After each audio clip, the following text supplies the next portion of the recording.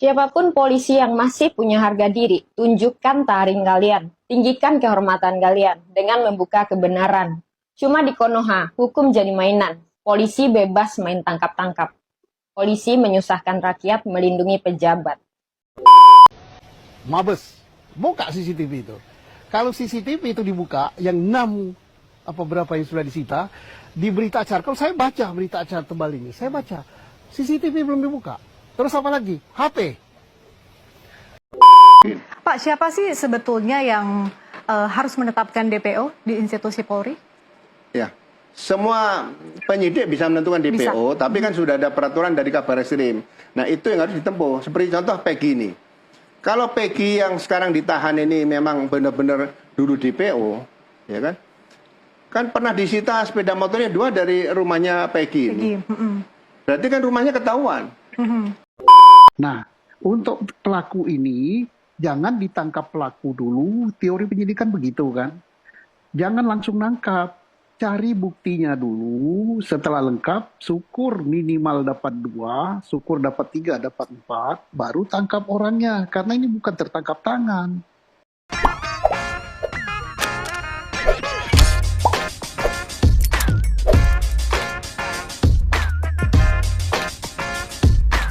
Baik sahabat sekalian, jumpa lagi bersama saya di channel ini, di mana pada kesempatan video kali ini saya akan mereaksi beberapa buah video terkait dengan ketidakpuasan warga terhadap kinerja kepolisian yang mungkin dilihat atau ditinjau dari kasus Vina Cirebon yang tak kunjung usai dan sepertinya makin runyam kasus Vina Cirebon tersebut.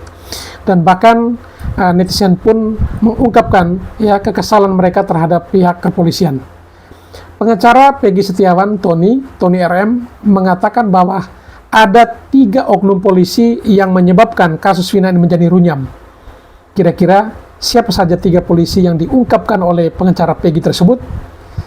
Mari kita saksikan videonya biar tidak penasaran. Siapapun polisi yang masih punya harga diri, tunjukkan taring kalian, tinggikan kehormatan kalian dengan membuka kebenaran. Cuma di Konoha, hukum jadi mainan. Polisi bebas main tangkap-tangkap. Polisi menyusahkan rakyat melindungi pejabat. Polisi hanya ujian skripsi dan dosen pengujinya seolah netizen se-Indonesia. Kenapa? Getar-getir ya? Akhirnya asal tangkap agar polisi kelihatan sigap dan kelihatan kerja. Miris, ironi sekali. Rakyat dituntut taat aturan, penegak hukumnya sendiri main-main di balik layar. Kasus Sambo kalau nggak viral juga nggak bakal keungkap. Termasuk juga saat ini. Kasus Vina, kalau nggak viral juga nggak bakal di-up. Tenggelam begitu aja. Indonesia dalam keadaan gawat darurat, hanya demi melindungi kepentingan segelintir pejabat. Nama baik instansi hukum sekarang taruhannya. Jangan sampai penjahat sekelas pejabat anggap profesi terhormat kalian bisa dibeli pakai uang. Jangan mau disuap demi pengalian isu. Jangan sampai masyarakat bicara, kalian penegak hukum nggak bisa kerja. Apa yang kalian takutkan jika mengungkap kebenaran? Netizen se-Indonesia yang akan kawal dan lindungi kalian. Tapi ya saya nggak jamin kalau kalian emang lebih pro dan melindungi tersangkanya dan lebih berpihak pada DPO-nya. Ini saya bicara pada polisi se-Indonesia. Apakah tidak bisa pakai hati nurani sedikit saja terhadap profesi mulia kalian? Sampai kapan orang yang nggak bersalah dijadikan tumbal dan dikambing hitamkan? Hanya karena namanya sama dengan tersangka. Lalu mukanya dimirip-miripkan. Semudah itu ya? Pelaku anak polisi yang ditangkap anak petani, yang kerjaannya kuli, menghidupi ibu dan adik-adiknya, karena dia lemah, gak berdaya, dan gak bisa membela diri. Karena dia tidak punya kuasa penegak hukum, atau tidak bisa membayar pengacara. Bahkan orang ini gak diakui oleh bapak kandungnya, lalu dizolimi oleh oknum sampai terancam hukuman mati. Jika orang ini tidak bisa membayar 1 pengacara, saya yakin jutaan umat manusia di Indonesia siap jadi garda terdepan untuk membelanya jika dia memang tidak bersalah. Ini bukan sekedar kasusnya Vina, tapi dari kasus inilah kita sebagai rakyat tergerak untuk mengevaluasi kinerja kepolisian. Ingat, menjadikan seseorang tersangka itu bukan perkara main-main.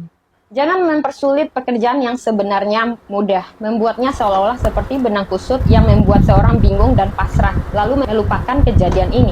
8 tahun bukan waktu yang sebentar untuk memperjuangkan keadilan. Tolong revisi lagi pekerjaan dan kinerja kalian.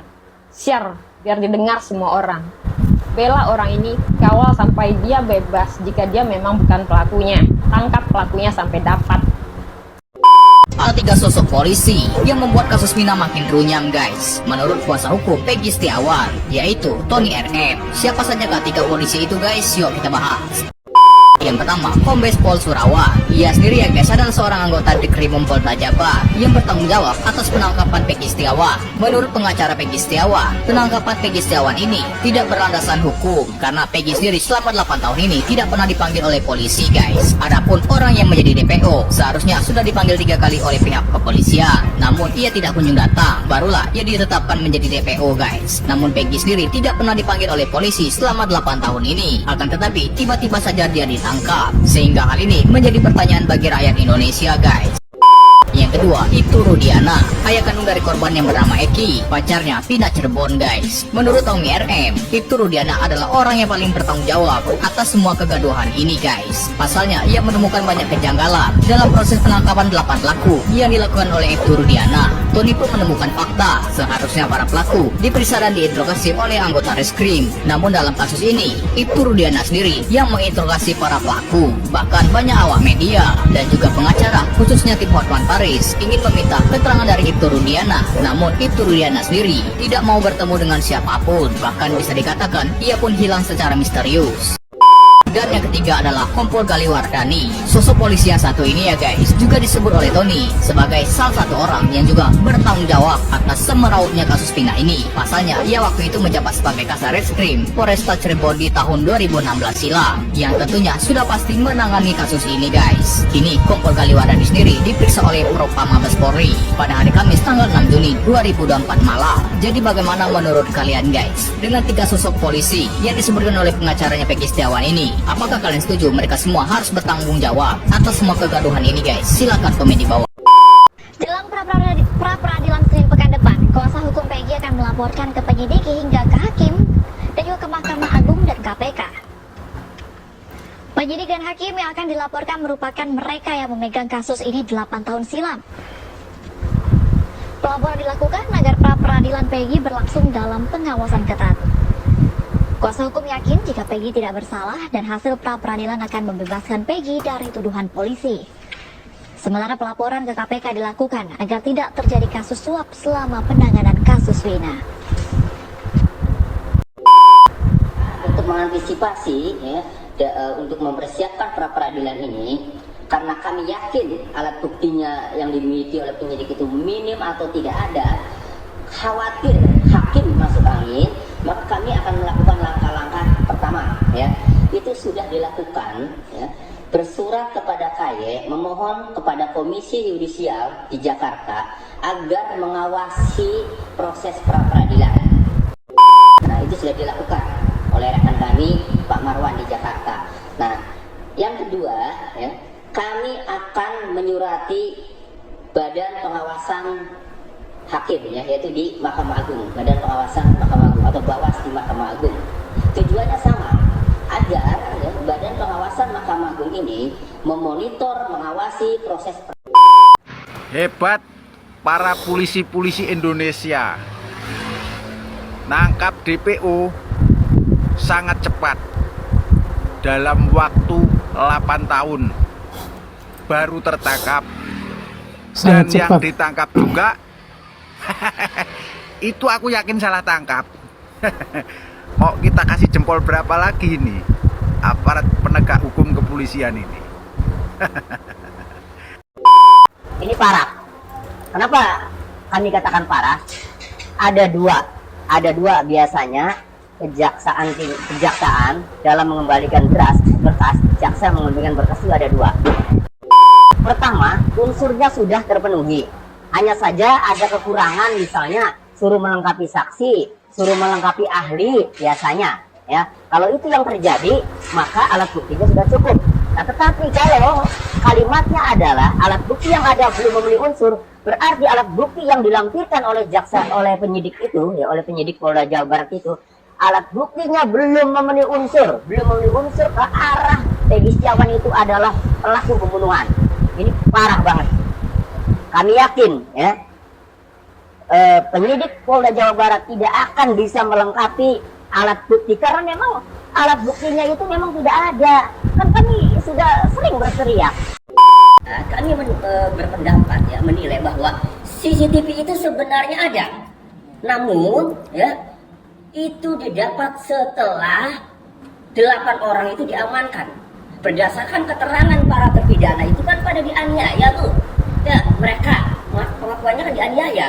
Jadi hemat kami begini, bisa saja sudah terlanjur dianiaya, sudah terlanjur disiksa ya, kemudian dia sudah tidak berdaya, lalu CCTV ditemukan belakangan.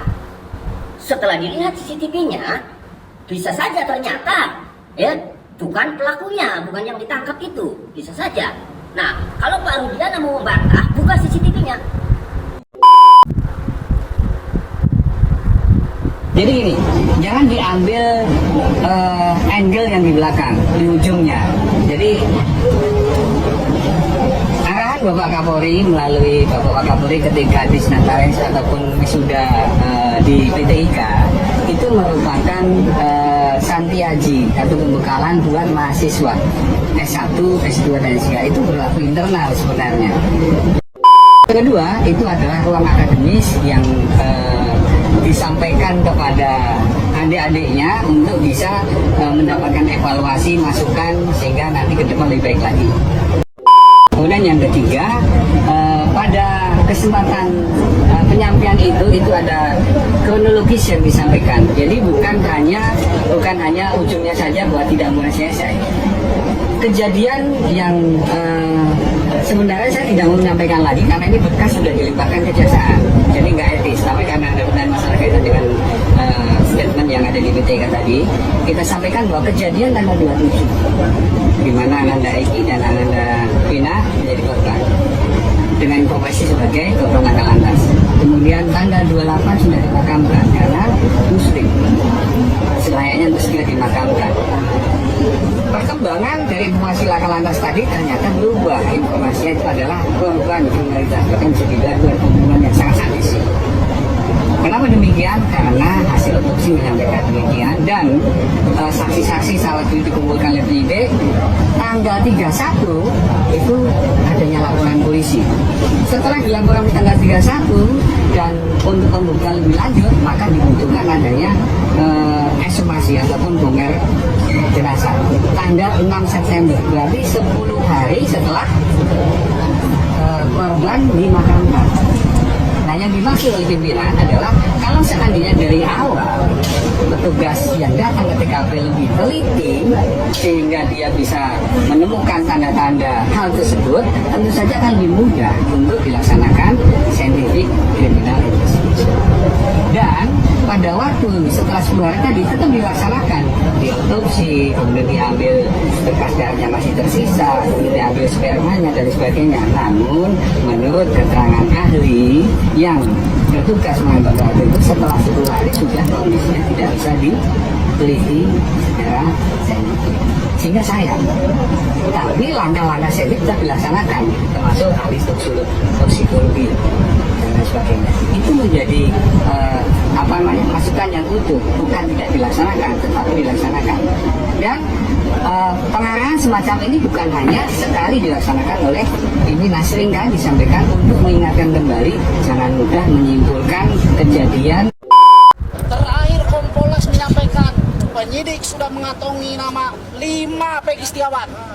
Ya, saya minta kepada Polda Jabar kalau memang ada 5 Peggy Setiawan di kantong penyidik, ya, yang 4 panggil tuh, ya, yang 4 panggil, mintai keterangan, bila perlu perlakukan seperti klien kami Peggy Setiawan, ya, tahan. Atau kalau mereka nggak berani itu lakukan klien kami seperti mereka, keluarkan, bebaskan, simpel kan? Nah, untuk pelaku ini jangan ditangkap pelaku dulu. Teori penyidikan begitu kan? Jangan langsung nangkap, cari buktinya dulu. Setelah lengkap, syukur minimal dapat 2, syukur dapat 3, dapat 4, baru tangkap orangnya. Karena ini bukan tertangkap tangan. Tapi dalam hal peristiwa 2016, termasuk juga 2024 ini, menangkap Peggy. Kaidah-kaidah penyidikan itu diamburadulkan. Tangkap dulu baru cari alat bukti. Nah ini teori dari mana? Yang ngajari siapa? Yang dapat malunya siapa? Kalau ini ternyata salah, tidak bisa melengkapi alat buktinya, saya yang pensiun ini malu juga. Jangan-jangan orang mengatakan, wah ini pasti buatan seniornya ini, yang ngajari seniornya. Apalagi saya ini pernah jadi Kapolda Jawa Barat loh. Itu salah, kaidah-kaidah pendidikan diinjak-injak. Ya, kecuali kalau tertangkap tangan, ya silakan tertangkap tangan, siapapun boleh menangkap. Baru nanti cari saksi, cari apa-apa. Kali ini bukan kok. Baik. Kejadian 27 ditangkap tanggal 30, tanggal berapa. Ya. Kemudian belum tentang menentukan dia sebagai tersangka. Apa dasar menentukan tersangka? Terlalu berpedoman pada saksi. Saya sangat pendapat dengan Pak Riza bahwa saksi itu manusia. 1000 saksi bisa kompak ya, bisa mengatakan sesuatu yang hitam dikatakan putih, yang putih dikatakan hitam. Saksi itu baru berharga apabila didukung alat bukti lain, misalnya alat bukti forensik, foto, video, dan lainnya. Nah ini justru yang tidak mereka garap. Contohnya apa? Di situ ada 6 CCTV, dalam berita acara ada loh, dalam berita acara putusan pengadilan sekian CCTV belum dibuka. Katanya alasannya di Cirebon nggak ada. Kalau di Cirebon nggak ada alat yang bisa membuka, kan ada di Bandung kan? Di Bandung nggak ada di Jakarta. Jakarta nggak ada, di luar negeri. Kayak ini nyawa manusia. Ada, mari kita suarakan. CCTV itu buka. Ada di keterangan, bukan saya ngarang ya, keterangan saksi anak buahnya si Rudiana. Ya. Anak buah Rudiana itu dialah yang mengamankan CCTV itu. Kenapa tidak dibuka? Atau takut dengan ada yang di dalamnya? Orangnya masih ada kok polisinya. Bahwa terkesan ada sesuatu yang coba ditutup-tutupi, istilahnya blue curtain code, kode tirai biru, yang coba ditutup-tutupi terkait dengan penanganan kasus pada tahun 2016. Apakah kode tirai biru semacam itu merupakan manifestasi dari jiwa korsa, yaitu kekompakan yang harus saya katakan kekompakan salah kaprah, ataukah dalam rangka untuk mengejar target tertentu, dengan kata lain menjadikan penanganan kasus sebagai sebuah strategi, misalnya untuk mendongkrak karir. Ini yang menarik juga menurut saya untuk didiskusikan, karena kesan karut-marut ungkapan kasus pada tahun 2016 tambah lagi dengan maaf compang-campingnya penanganan kasus 2024, apa yang membuat otoritas kepolisian sedemikian jauh melakukan tindakan-tindakan yang menurut saya tidak prosedural, tidak proporsional, dan tidak profesional. Saya khawatir ada kepentingan-kepentingan di luar hukum itu sendiri yang barangkali coba dilakukan dengan memanfaatkan momentum menangkap PS. Namun sayang beribu saya, alih-alih memantik emosi publik yang mendatangkan dukungan bagi Polda Jabar guna mempidana seorang PS, tapi yang terjadi adalah arus balik. Ternyata publik justru sangat kritis dan sekian banyak praktisi hukum justru memberikan kesediaannya untuk membantu PS secara pro bono. Gelombang yang amat sangat dahsyat ini tampaknya tidak disangka dan tidak diduga oleh pihak Polda Jabar, yang justru alih-alih membuat mereka bekerja kian rapi dari hari ke hari, justru harus saya katakan kian sengkarut dari waktu ke waktu. Bagaimana kalau terjadi sama anak Anda para psikolog yang kemarin membohongi kami?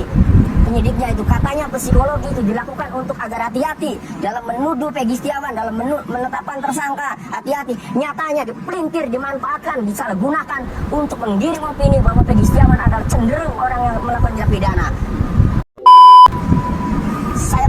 Saya berdoa, kami semua berdoa, mudah-mudahan nasib Peggy Setiawan itu ya dirasakan juga oleh anak-anak penyidik yang menangani kasus ini, dirasakan juga nanti, dialami juga ya, selain oleh anak-anak penyidik, dialami juga oleh anak-anak psikolog yang memeriksa psikologis forensik Peggy Setiawan kemarin. Tega itu. Kalau pihak dari keluarga Peggy Setiawan, apakah mengkonfirmasi juga akan hadir di persidangan pagi ini? Hadir. Akan Ibu Kartini kemarin masih di sini semua. Ibu Kartini, Lucy, sama Amel. Iya. Bapaknya datang juga. Bapaknya kayak datang juga bapaknya. Kemarin dia. Nah, cukup.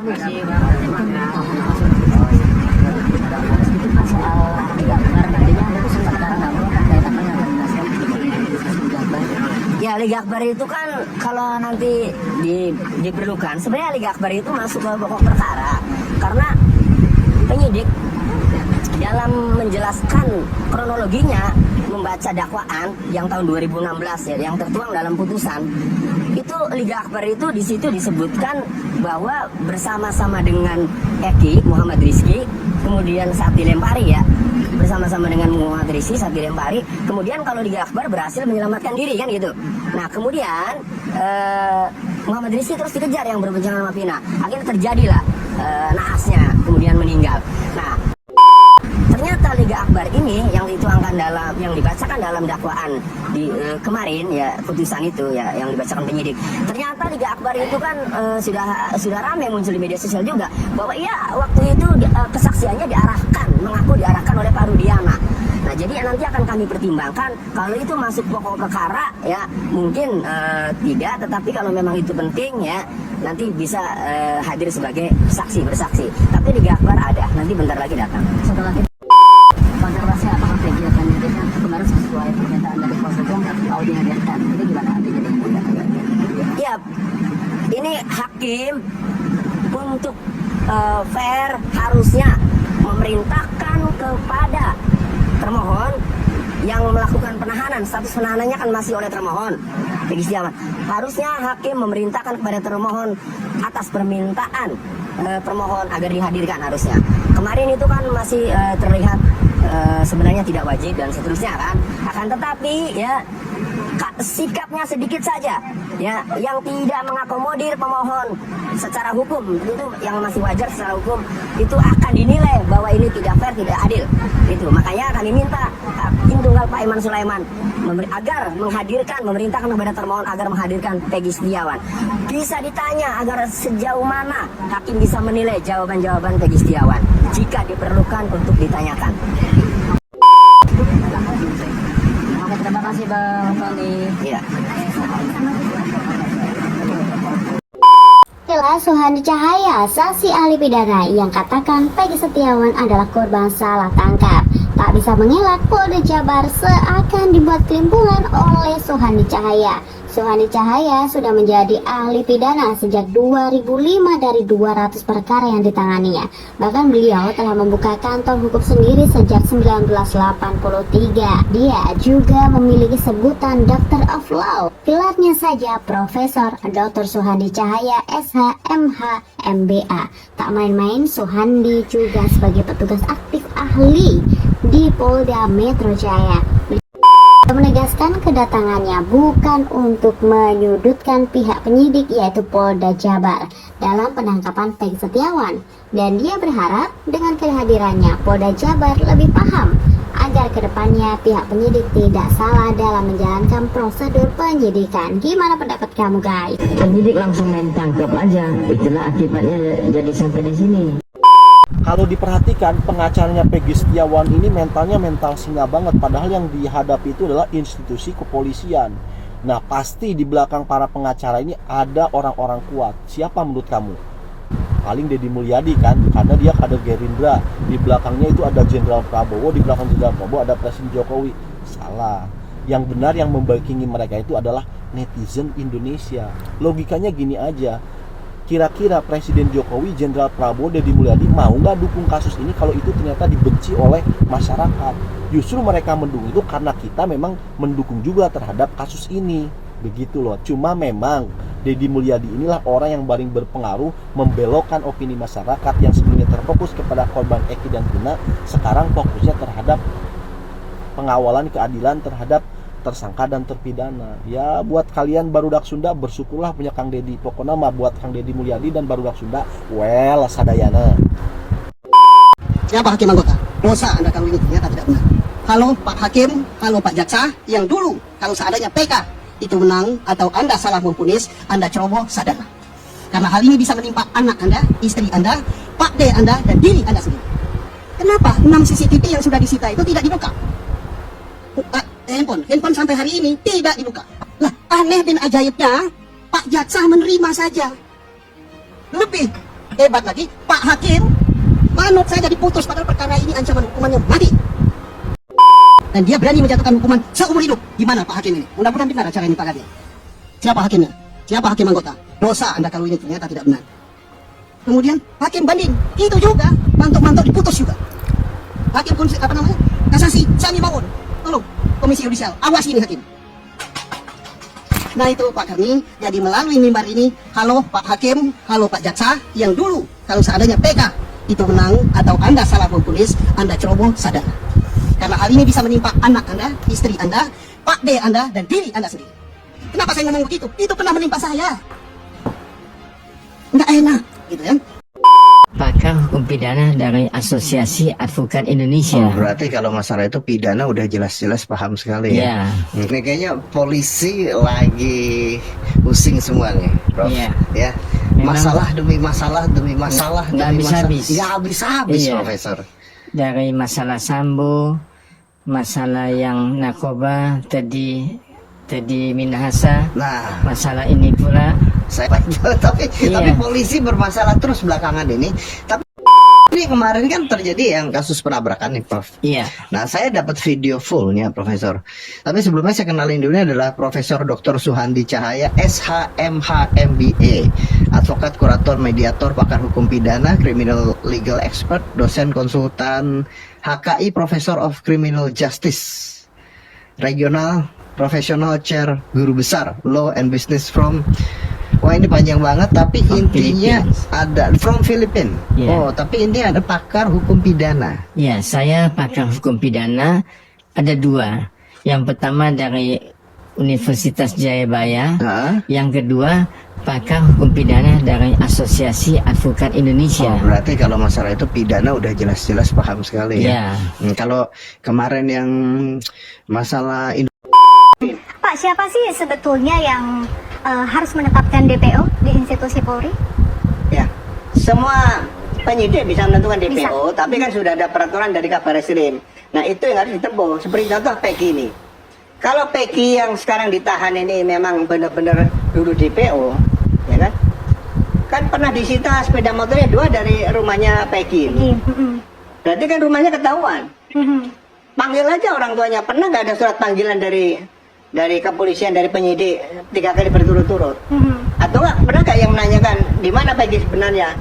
Polisi ini kan bisa kayak detektif itu James Bond ya, jadi bisa nyamar jadi apapun, bisa mencari orang itu. Jadi tidak boleh dibiarkan berlarut-larut. Kalau satu kasus belum selesai, semua tersangka terdakwa itu tertangkap, itu pekerjaan polisi belum tuntas. Ada perubahan jumlah DPO di tahun 2017 sidangnya, di dalam berkas acara disebutkan bahwa ada 3 DPO, tapi kemudian di tahun 2024 berubah hanya 1. Itu lumrah tidak terjadi? Ya sangat disayangkan karena berkas perkara dari awal dalam persidangan sudah diputuskan oleh hakim ya, dengan putusan hakim. Kemudian DPO disebutkan 3, kalau dikurangi 2 kan tinggal 1. Nah, kalau dikurangi 1 tinggal 2 itu saja. Tapi mengurangi itu hanya siapa ya? Tidak ada yang boleh mengurangi karena ini sudah diperiksa penyidik, jaksa penuntut umum, pengadilan, sampai tingkat banding kasasi sudah berjalan. Nah, terus kalau dari awal start lagi nanti dia dikeluarkan dulu semuanya baru mau start lagi kan nggak mungkin. Jadi menghilangkan seperti itu ya menurut saya tidak lazim. Tidak lazim. Tidak pernah atau tidak sering terjadi di institusi Polri? Seumur hidup saya sampai sekarang, selama saya bertugas 35 tahun di polisi, saya belum pernah mendengar ada pengurangan. Ya, barang bukti juga nggak boleh dikurangi, apalagi DPO nggak boleh. Oke, saya ingin tanya ke Prof. Hipnu. Jadi katanya pengalaman Pak Ugro ini tidak pernah terjadi, Prof. Hipnu. Dari DPO yang tadinya 3 kemudian berubah menjadi 1. Artinya ini akan sangat melemahkankah posisi Polda? Iya. Jadi dalam hal suatu pengungkapan perkara, locus delicti tempus delicti, subjek pelaku itu harus jelas. Karena bagaimana merumuskan suatu peristiwa, masing-masing pihak itu identifikasinya itu harus terdokumen, Mbak. Kan itu, apalagi ini penyertaan.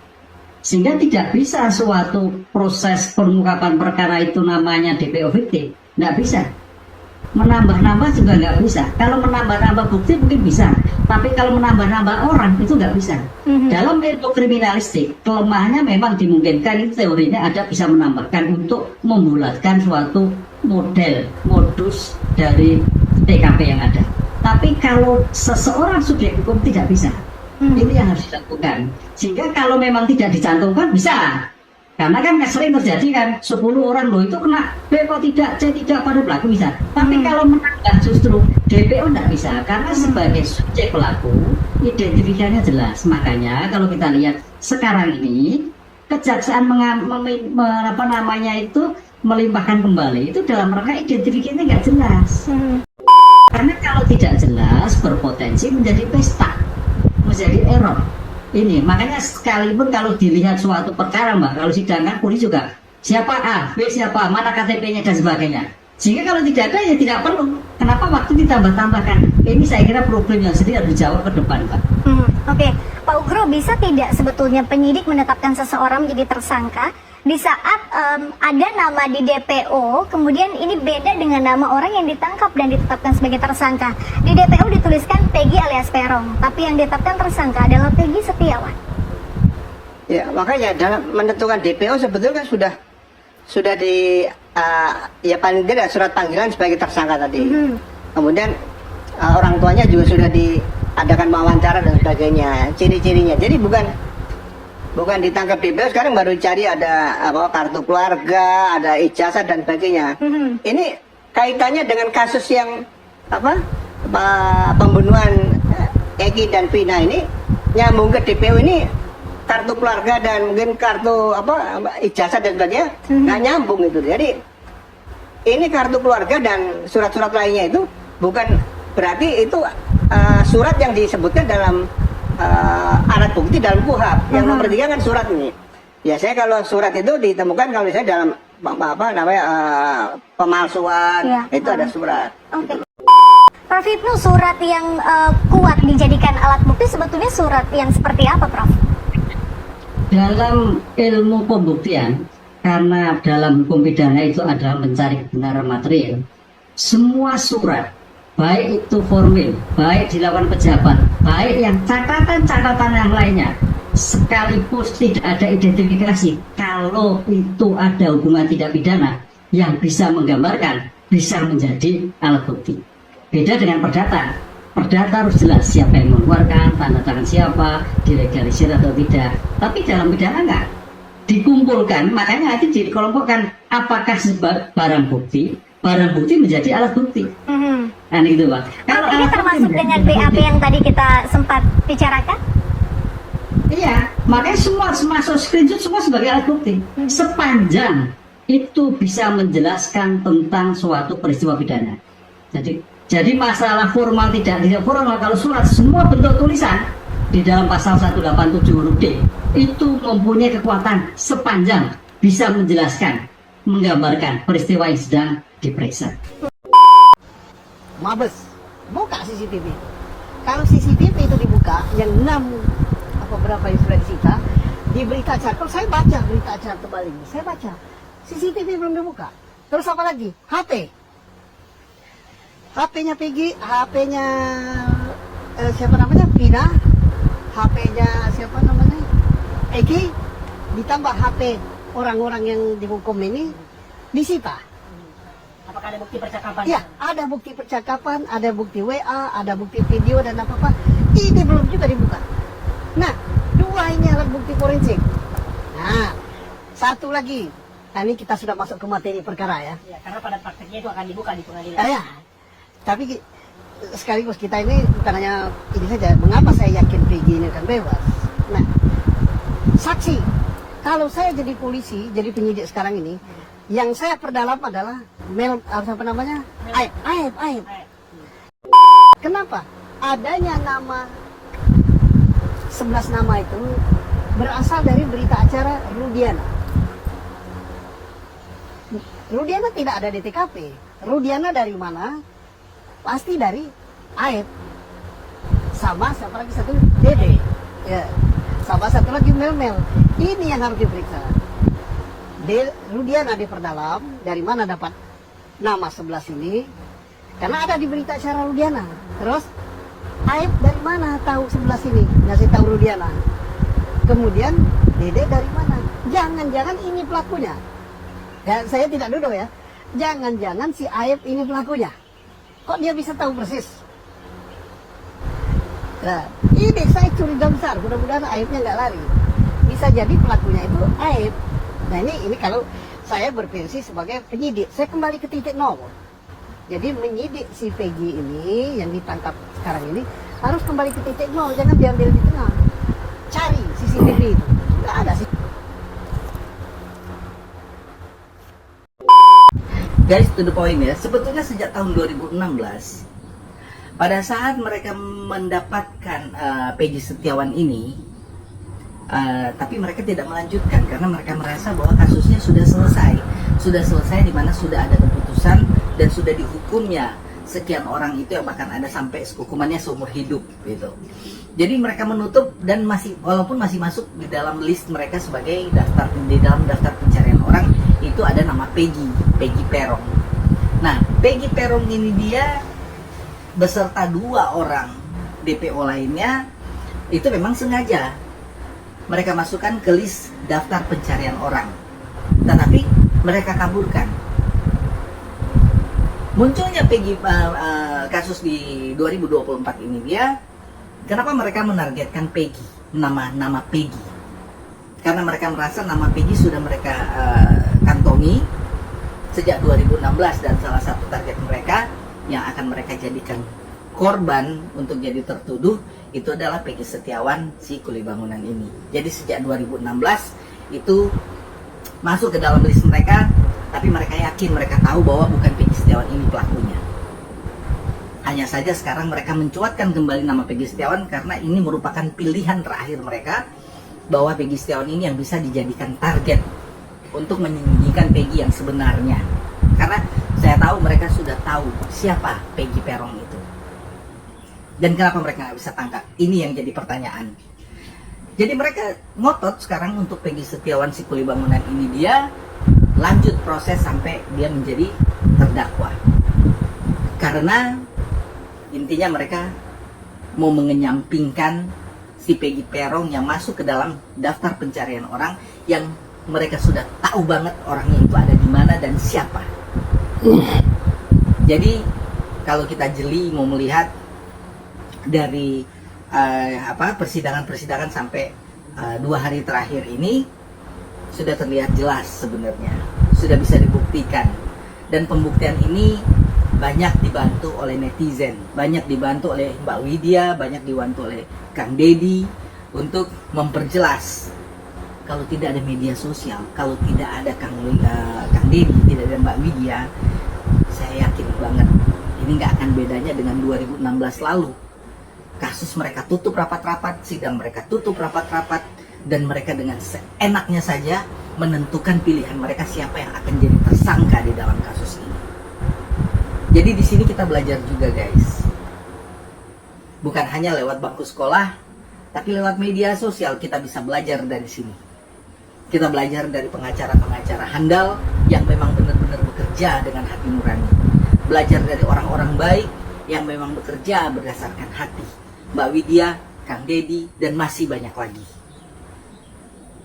Kita bisa jadi pinter walaupun kita bukan orang hukum, tapi kita bisa melek hukum dan kita bisa tahu.